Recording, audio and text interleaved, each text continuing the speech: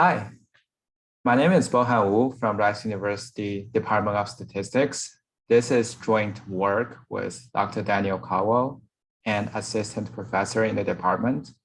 And our project is Semiparametric count data regression for self-reporting mental health. This is motivated by an example from the NHANES survey, where we have count valued mental health data. So going forward, we want to think about how do we model these discrete data sets? First, let's take a step back and think about where does discrete data come from. By discreteness, we're referring to data that takes support on the set of integers, 0, positive, and negative integers. This type of data set can come from two sources. The first one is the natural counting scheme. For example, counting the number of genes with a certain trait. Or it can come from data coalescing, which includes rounding the data in a neighborhood of integers.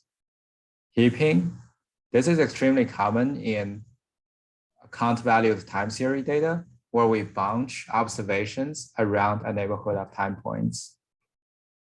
Or centering, where we collapse data down to a certain point or up to a certain point. What are some of the common challenges associated with modeling this discrete data? The first one, non-brainer, is of course discreteness. We want a model that accurately reflects the data generated process for the discrete data. And this automatically eliminates a lot of the Gaussian type models where the data generated process does not match. Second one is zero inflation, where we have an excess of 0 in our data set and we want to capture that. Over and under dispersion, where the expectation of the data is not the same as the variance. This is problematic, especially if we want to model with a Poisson distribution. And other phenomena, including boundedness, censoring, and heaping. And of course, the usual challenges with continuous data analysis. So what are some of the limitations of the existing discrete data analysis approaches? So when frequentists see this problem, they say, okay, let's start with a Poisson or negative binomial distribution and add additional complexity to take care of things like zero inflation and dispersion. But there are limitations to these approaches. The first one, of course, is Poisson or negative binomial distribution are often inadequate and sometimes misspecified for our data set. Moreover, these complex models are generally less interpretable. And the more parameter we add into it, the more interpretation we lose.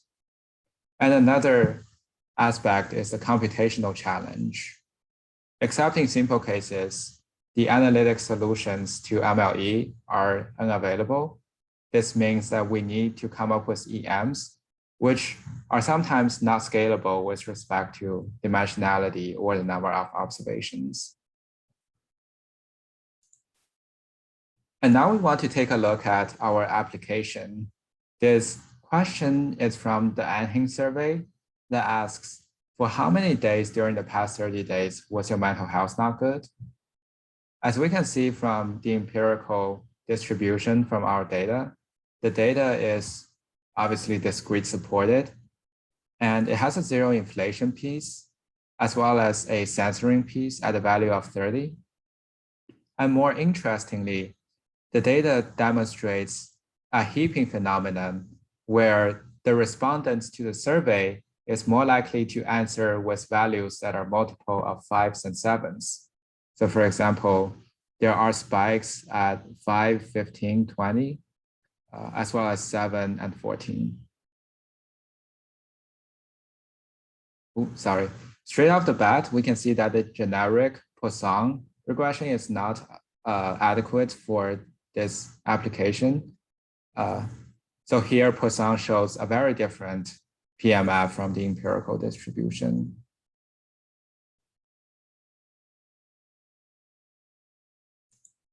And even if we are using a zero-inflated Poisson, the same kind of problem persists. Okay, here we take care of the zero inflation piece, but still we are unable to capture the spike at 30, as well as the heaping at the multiples of 5s and 7s. To face these challenges, we propose the simultaneous transformation and rounding model. As the name suggests, there is a rounding piece where we map the discrete observations to latent continuous ones. So this allows us to utilize the more well-developed tools in a continuous domain. And secondly, we use a transformation to introduce additional flexibility in our model that allow us to tackle things like zero inflation over an earlier dispersion, and particularly heaping.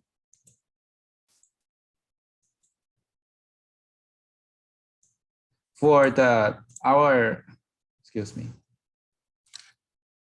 our model is particularly flexible because it is able to be estimated using a variety of continuous models.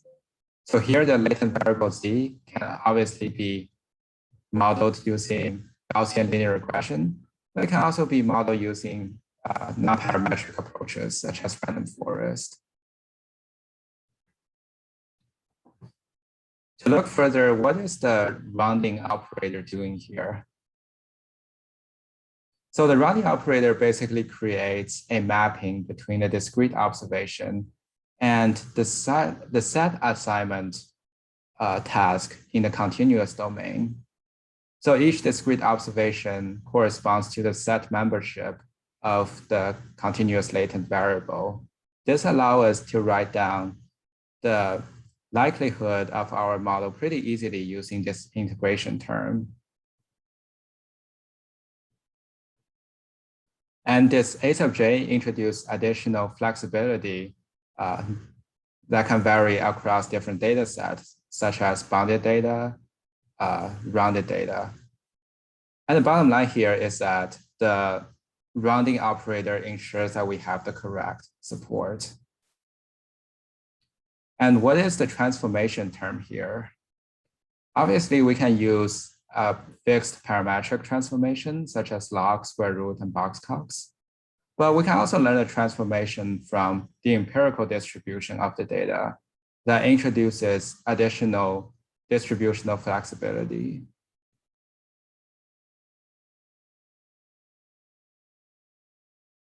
And finally, the STAR models introduces the set of inference tools that are familiar to us. With the EM algorithm to maximum likelihood estimator,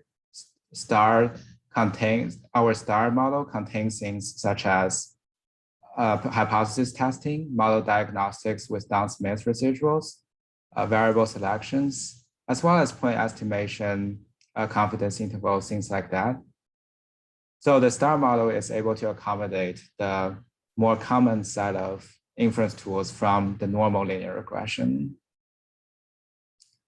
Going back to our application, we can see that a STAR model with a nonparametric transformation accurately captures the empirical distribution. So we have the zero inflation piece taken care of, the censoring spike, the spike caused by censoring at the value 30, as well as the heaping at the multiples of 5s and 7s. Similarly, with residual diagnostics, STAR outperforms zero-inflated Poisson as well as zero-inflated negative binomial. This shows that STAR is a better specified model for, at least for this application. And we want to take a step further and explore why STAR is able to why STAR is able to model the heaping phenomenon, whereas the zero-inflated binomial, zero-inflated Poisson cannot. So here we shows the nonparametrically estimated transformation from STAR. This is essentially a smoothed version of the empirical CDF of Y. So the intuition here is that for each heaping point at Y, we want to have a larger set of latent continuous values and map to it. So these transformations allow for exactly that. So it kind of stretches these heaped observations in Y into a enlarged set of latent continuous observations in Z. So when we map it back to the discrete support, we have more values of Z that map to the heaped values in Y than the non-heaped values. And finally, star model provides for the common inference tools, such as variable selection, confidence interval, point estimations, and so on. The R package of star is available online under the name RStar. And those of you who are interested in doing discrete data analysis should definitely take a look at that. The preprint of our paper is also available on arXiv, and we're currently submitting the paper to biometrics. Thank you, and see you on Friday.